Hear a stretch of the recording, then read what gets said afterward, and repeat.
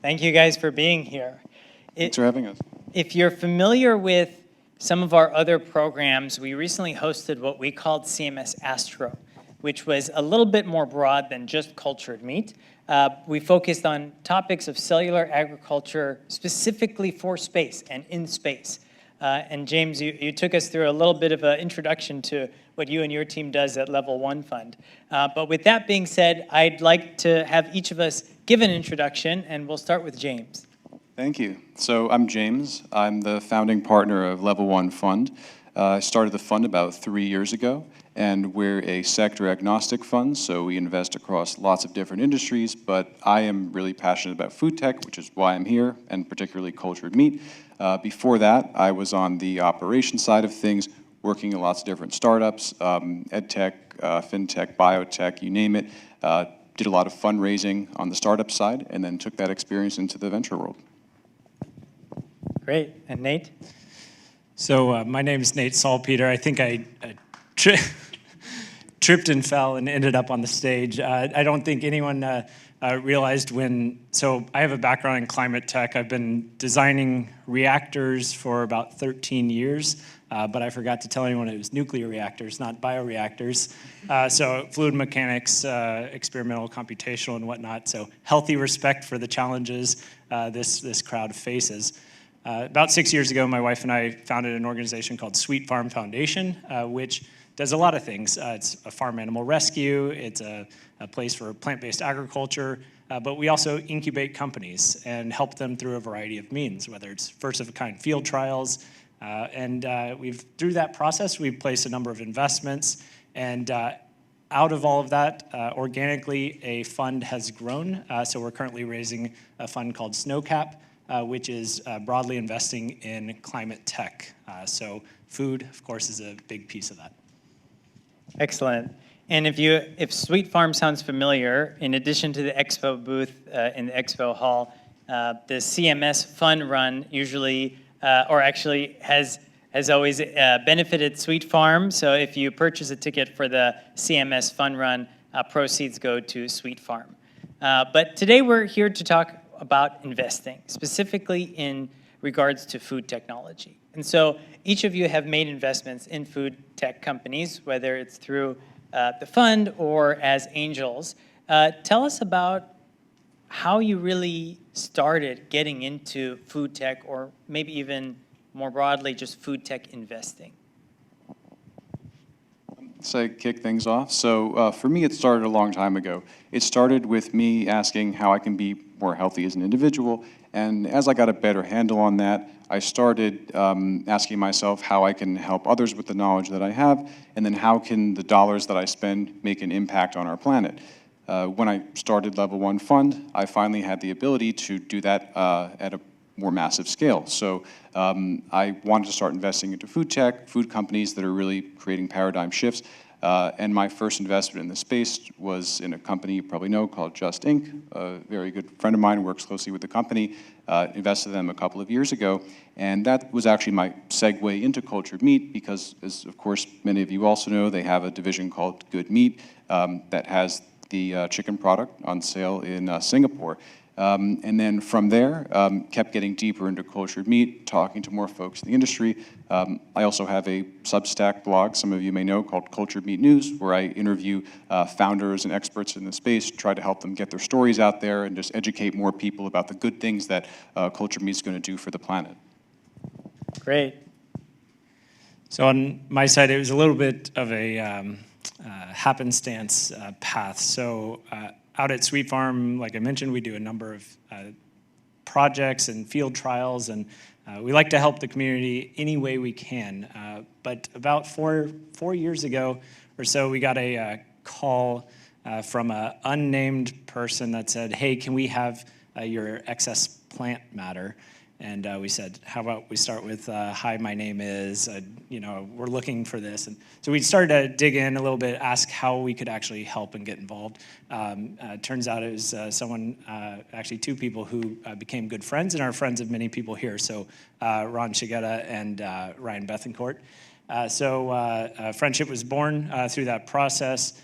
And then at some point, Ryan and I got together, and he said, hey, there's these couple of entrepreneurs in Singapore that are thinking about starting a company, and they just need this first check in. So at that point, Ryan and I co-invested as the first investors in Shiok Meats. And that was kind of the start of it. And from there, it's just continued to grow. Shiok Meats was the first. Yeah. Oh, interesting. Now, prior to that, were you doing angel investments in other sectors? So we did. I'm trying to remember the timing. I think my wife and I may have invested in Geltor's Series A. I forget the timing, whether that came first or second, but. Okay, but around the same time. Yeah. Interesting. Okay, and then for James, your team invested in Just, or now Eat Just Inc. At that time, were they working on the cultured meat product, which is now called Good Meat, or was the focus just the egg? The focus was really just on the egg product at that time. I had known there was something with the chicken in the works, but it wasn't anything that I think anyone thought would be approved for consumption anytime soon. And when that happened about a year and a half ago, I think it took a lot of people by surprise, but something that was very exciting. Excellent. And I'm sure the audience knows, but the Good Meat chicken product is on sale in Singapore, and the Good Meat portion of the Eat Just Inc. business went on to raise money specifically dedicated to just Good Meat. Is that right? Yeah, that's right. So that's really exciting, and I think as we dig into this a little bit more, I want to really ask the question about doing due diligence, because and Nate, I like how you said that it was not bioreactors, right? And so this is a pretty complex topic. And as the check sizes are getting bigger, what kinds of due diligence do you actually do as an investor, whether it's the angel round or it's with a fund? And I really ask that for those in the audience that are entrepreneurs that might be kind of approaching investors. What kind of due diligence is done? I would say for myself, although I've worked in biotech, I don't have a deep science background myself. So it's really important to have experts who have worked in the industry, who have at least adjacent experience, who you can go to and show them a deal you're looking at and say, hey, does this make sense to you? Can this actually work? On another note, I think that when there's any industry that's hot, lots of people are going to jump in and try to do the same thing. You'll remember when Uber came out many years ago, everyone was trying to do a ride-sharing company. Then there was Uber for XYZ. In cultured meat, there are lots of companies jumping in, and that's great, but I think you need to really look for the founders and the teams that are outliers, and by that I mean the ones that are doing something different. Talk to as many companies as you can, talk to as many companies as you can find that are doing something similar to the one you're looking at, and then try to find the points of differentiation. I'm sure we'll talk at some point in this panel about the article that everyone's talking about, that notorious piece of writing that shook up the cultured meat industry, but that article does raise really good points, and it just puts into focus how important it is to really pick and choose very carefully, get to know the founders very well, and talk to lots of experts in the space. So when I started out, I was in the space, I was quite naive. I am still quite naive, and I acknowledge that. And I think that's an important factor. So whether it's incorporating in expertise through your network, or if you're an angel investor just getting involved in the space, one of the ways that I started is actually with Lisa and Mary from Stray Dog Capital with Glasswall Syndicate. Great group of investors very early into the space that apply kind of group due diligence into the process. Since then, I've kind of evolved into reaching out to certain subject matter experts on the topic. But when it comes to looking at companies, there's a couple of things that I keenly look at. One is, do they have that clear differentiator, that wedge in their business model? Are they thinking about how they're going to integrate into an existing sector and supply chain that has been around for hundreds, if not thousands of years in some cases? So are they thinking about how do you actually disrupt these spaces? And is it actually disruption, or is it just integration? So we're looking for healthy thought processes on that side. And then other aspects to building any company, any startup.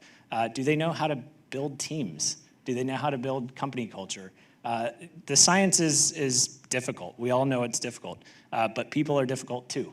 And if you can't hold a company together, you have no shot at actually scaling a company.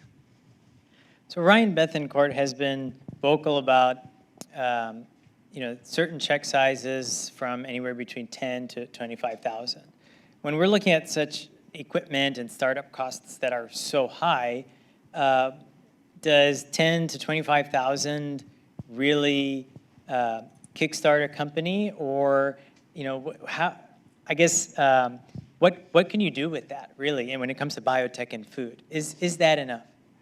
Yeah, it's a great question. So it really depends on what is the model and what are you using that for. If it is, say, a founder or two founders that really just need that money to go out, run their first, do their first research reports or market analysis, collect some of those early aspects, bring in someone to help them pull together their first pitch materials, their first documents for their pitch room. That's where an investment on that size can really make a big difference. Now, if they've already raised a couple $1 million, that's a completely different story. But if the number is zero, that's oftentimes what a company like that needs. Great. And James, level one fund, what is the typical check size? On average, we're doing several $1 million check sizes, and with those check sizes, we're going B or later. Check sizes are increasing as the companies are more mature. Obviously, in the cultured meat space, a lot of companies are earlier on in their life cycle, so we scale the check size down a bit there, and then the idea is to invest early and then grow with the companies that we're backing. Great. And for Snowcap, do you have a plan or part of the investment thesis what the average check size would be? Yeah, so our plan is to lead Series C and potentially co-lead Series A. Great. And going back to the question of some of those earlier investments or early stage investments, working on pitch decks and helping the team grow, that's a lot of kind of FaceTime, face-to-face work, right? You're really acting as kind of an advisor and investor. I mean, investors should be advisors, right? But how close do you work with the entrepreneurs? And I could ask that question to both of you.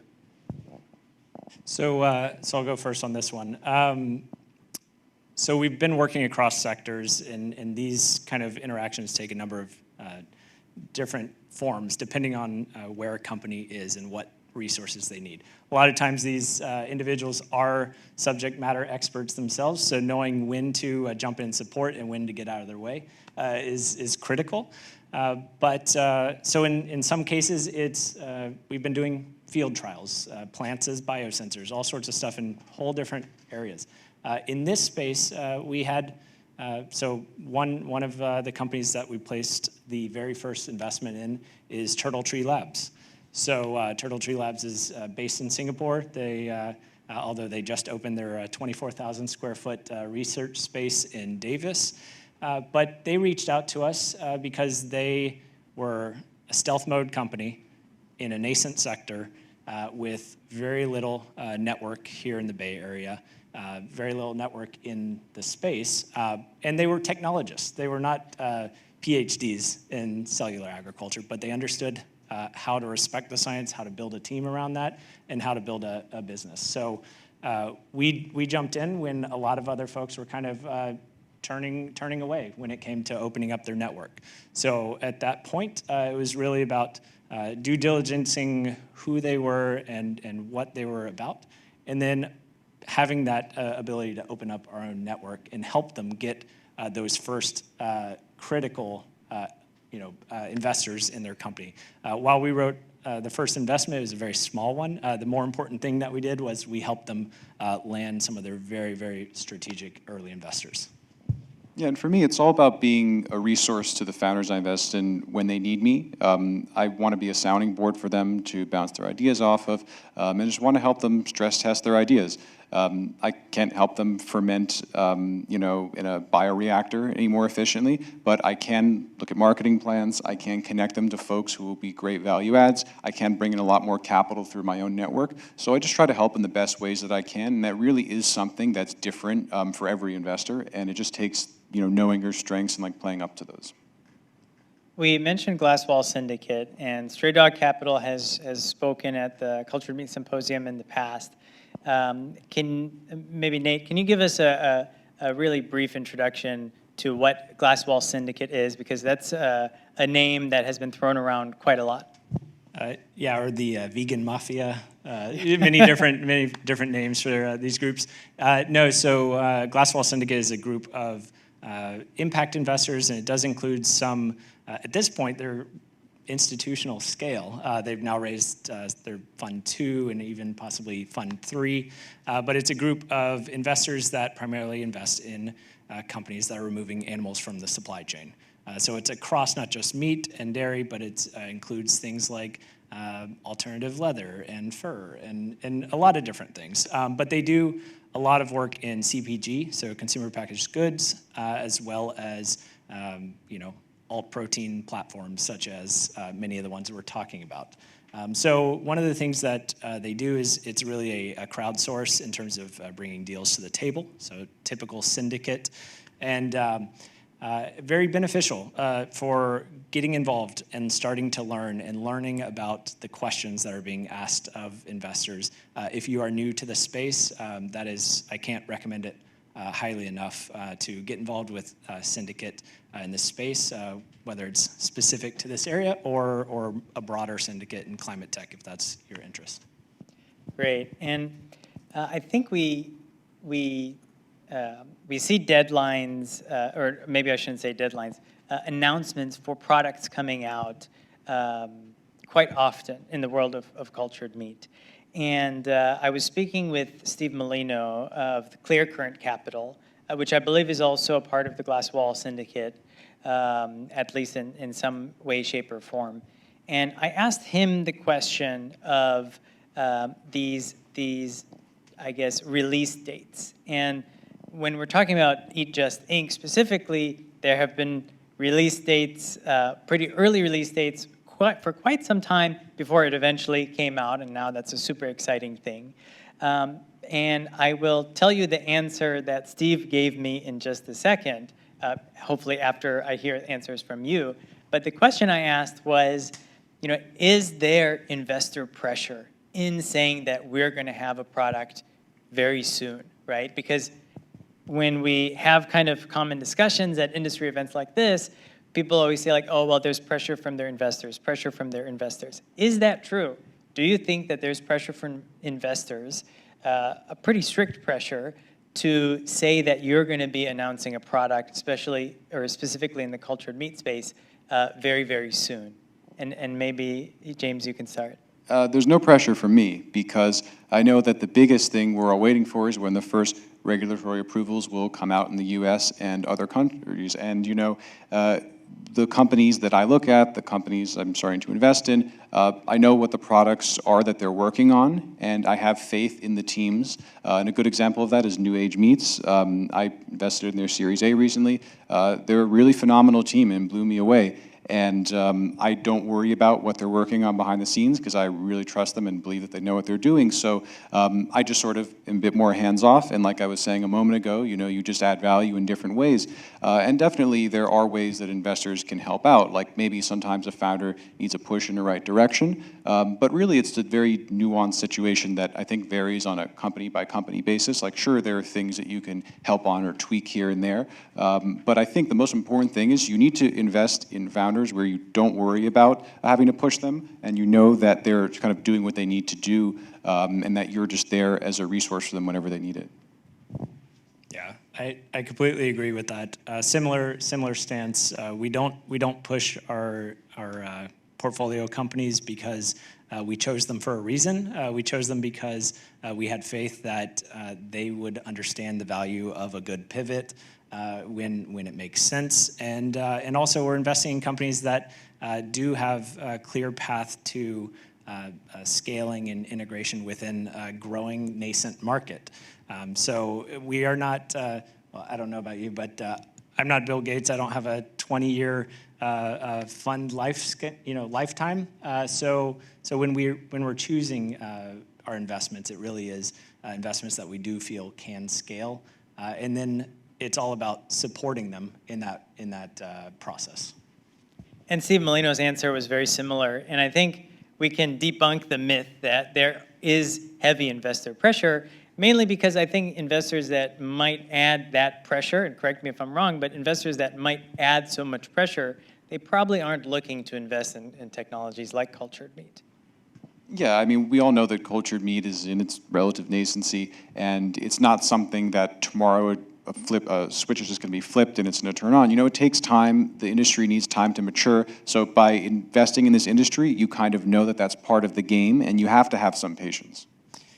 Yeah, and if I could add one other thing. So when I got into this space, I brought a perspective from working in the nuclear industry. So public perception is always a big question mark, you know, gaining public trust.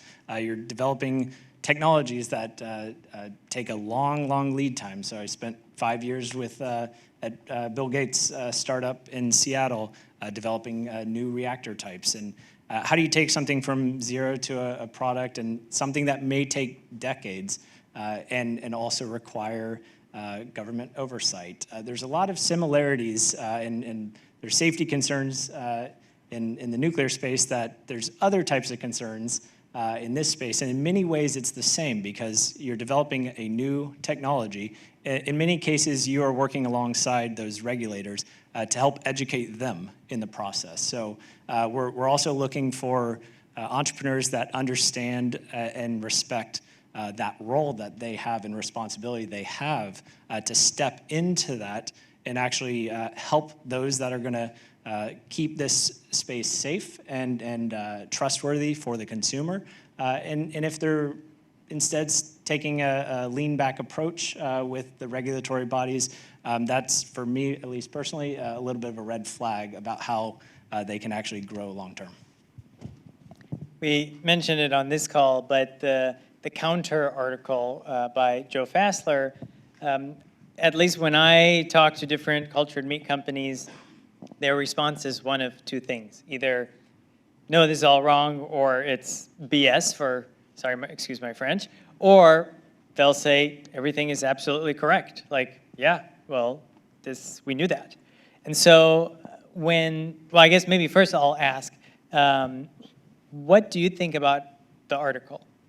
And if you read the article, what are your thoughts on some sort of analysis like that? I think that the article raises a lot of really good points, and it's important to have those kinds of critical pieces, especially early on in industry's life cycles, so that you know what challenges there are to tackle.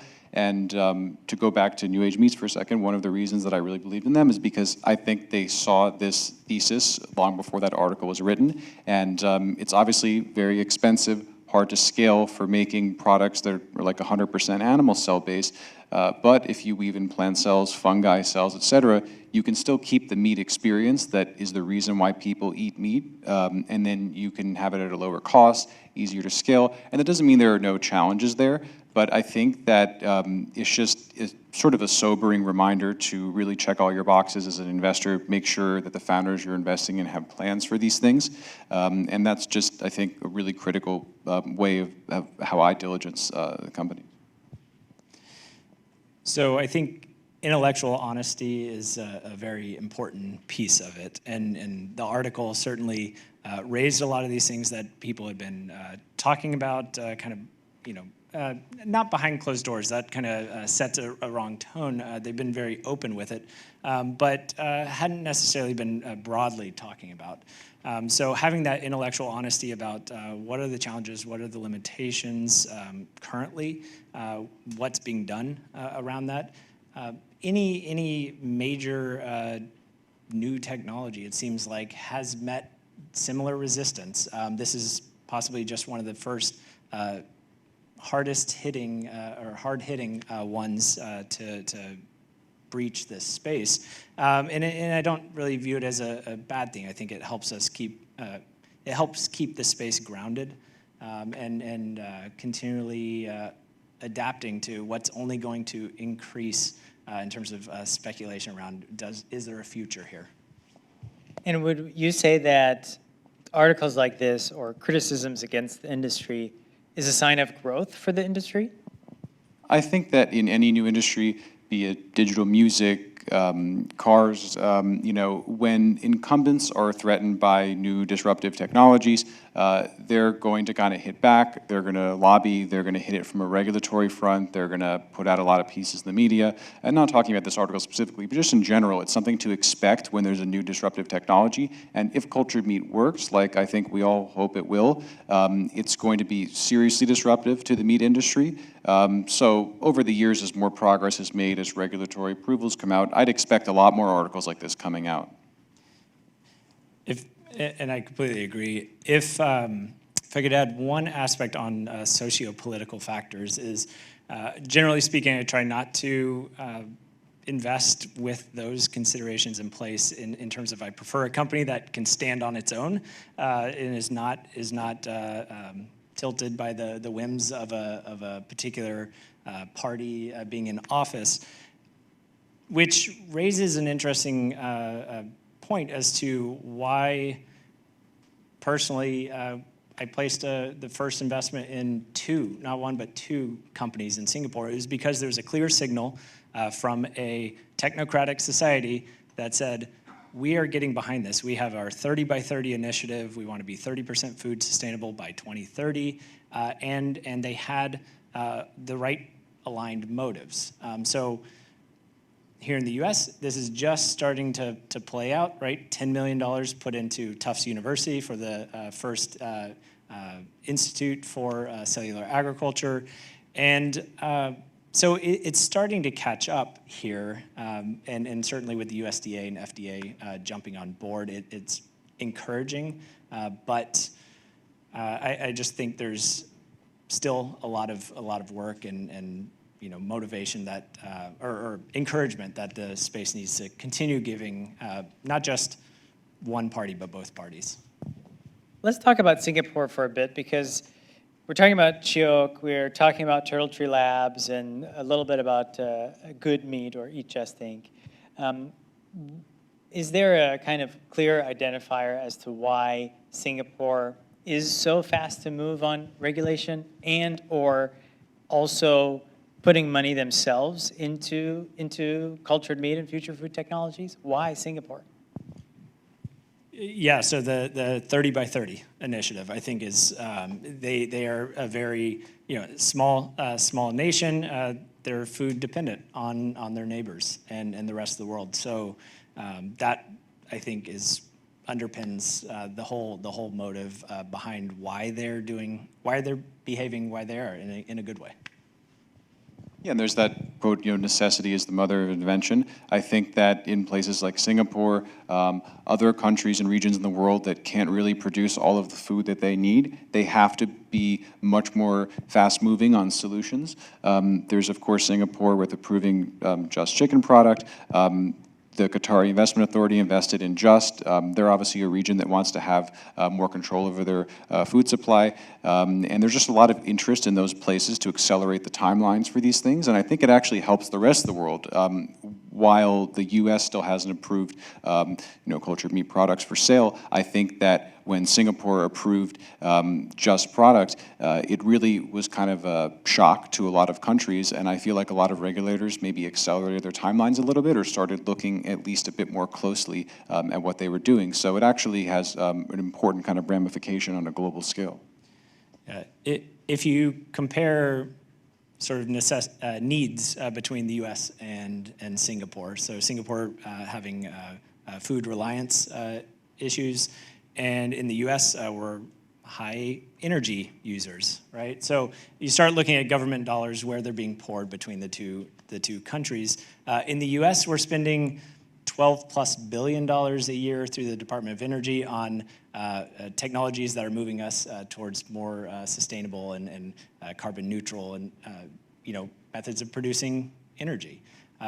whereas we don't necessarily have that same level of reliance on our food system. So it's no surprise that the investment has not been put in to date. So our work through Sweet Farm, for instance, during the transition team with the Biden-Harris administration, we met with the USDA transition team to help talk to them about the importance of this space, put in place experts to really capture this low-hanging fruit. And we draw on our experience in the energy space to point out these obvious disparities in spending when some of the biggest gains are potentially in the alt protein sectors. That said, I think it is important to be intellectually honest about some of the things that are required for this sector to really achieve maximum, or really maximize those reductions in emissions. So committing to renewables as your power sources, and working with companies and suppliers that are also committed to those, I think it's an important thing for this sector to really get behind wholeheartedly. Would you say it's common, as someone who is making investments in a space, to try to advocate for technologies to go in one direction or another? I'd say for myself, like I mentioned earlier, I don't have the deep science background to say it should go in one direction or the other. But like I mentioned, I have a newsletter where I kind of amplify the voices of the people who do have the really informed opinions. So I think, at least from my perspective, I want to go into my network of people in the cultured meat space, find the ones who have really interesting, maybe even different opinions, and give them a platform to kind of talk to the world about it. And I think that's kind of where I can have the most value at. One last bit about Singapore. We saw that there was a lot of a regulation around cryptocurrency that caused a lot of people in other parts of the U.S. to actually go to Singapore to start their companies that are related to blockchain and cryptocurrency technologies. Do you think that there will be companies that will go to Singapore just to start cultured meat companies? Well, if you look at Turtle Tree Labs, one of their founders is from the U.S. So yes. That's the first one. Yeah, so I'm just going to call that out. They have two co-founders, one from Singapore, one from the U.S. They intentionally chose where to start that company. And I don't want to speak completely for them, on that topic, but I think that paints a picture. And I couldn't say what percentage of founders those countries will draw, but definitely, like with the Turtle Tree example, there will be some that go to these places, and undoubtedly those countries will capture a lot of value from the companies that are built there. Great. Excuse me. So as we start to wrap up, I want to bring the conversation to Sand Hill Road. And we are in San Francisco here. Tech startups are always eagerly trying to get checks from Sand Hill Road VCs. And I think, Nate, you mentioned that one of your partners has a background with Andreessen Horowitz. And so do you think that we will start seeing Sand Hill Road VCs invest in cultured meat technologies?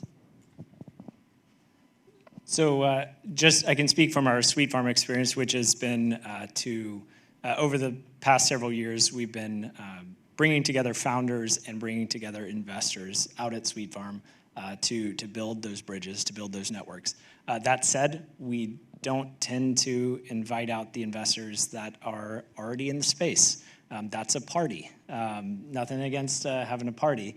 But I think it's incredibly important to build those bridges to get those investors excited. So in 2019, we hosted our innovation dinner. We brought together around 25 to 30 founders of companies ranging from stealth mode all the way out to just before IPO.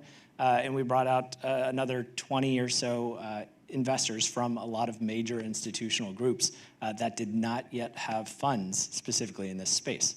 Since then, several of them have spun up bio funds and invested in the space.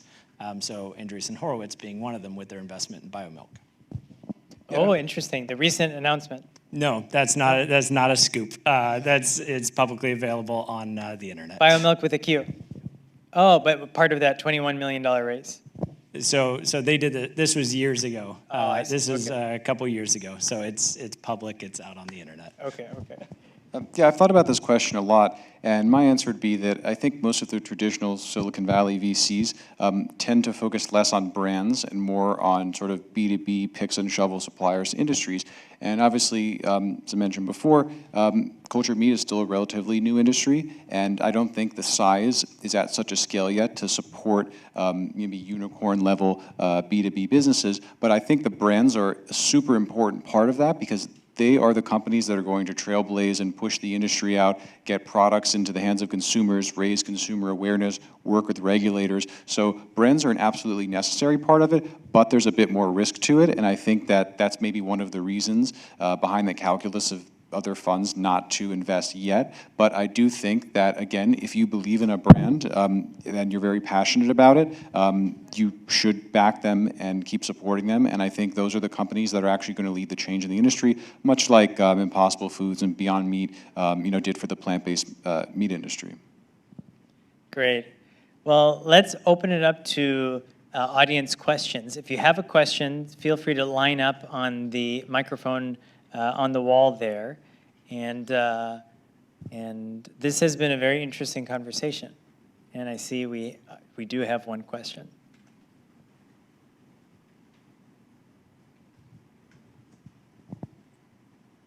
And actually, Sand Hill Road is not very far from Half Moon Bay. Is that right? Yeah, so it's about 35 minutes by car. And while we're waiting on the first question, so one of the reasons why Sweet Farm was placed where it is because it's very central to the Bay Area. So Santa Cruz, Sand Hill Road, San Francisco, about 45 minutes from all of those places. And this one is a scoop. We haven't even done the public announcement. Sweet Farm this week is closing on a 50-acre property in upstate New York, about 30 minutes from Cornell's Food and Agriculture Technology Park. We will be doing a lot of the same programs, but with a different climate zone and a lot more space to be able to incubate amazing companies and help them in different ways. Wow, very exciting. I think we have our question. Yeah, let's give it a round of applause for that. Thank you. Go ahead. Hi, sorry. I'm Alexia from Vitra Labs. I'm curious, when you're talking about pressure from investors, you mentioned that you don't have, obviously, a 20-year time span to look at these things. So when you're performing diligence, what are you looking at in terms of time spans, and how do you consider that? You're looking at like an exit or whatever. How do you assess that? I would say from my point of view, one of the big things is looking at the actual products that cultured meat companies are producing and looking at their kind of projections and ideas for how long it will take to get their products down to a price point that makes sense for consumers. And that's on the consumer end, but internally you want to make sure that the COGS for the products are at a pretty reasonable place, and you can kind of tell pretty quickly if they're not. So from the investor perspective, to make sure the company's healthy, that's one thing you want to look at that's really key.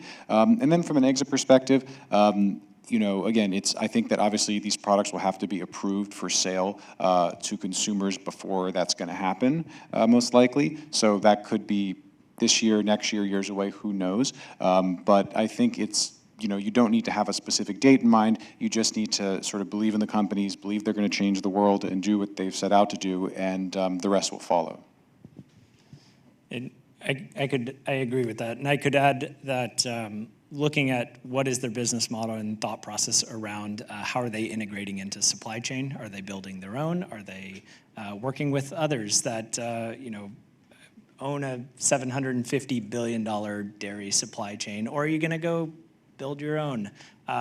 That's a tough proposition, not an impossible one, but certainly questions that I personally ask during that process, because that will help determine what is the trajectory that they are on and what kind of resources are involved. It's not impossible. It takes a totally different trajectory. Great question. Great. Well, thank you very much. That concludes our panel. Thank you.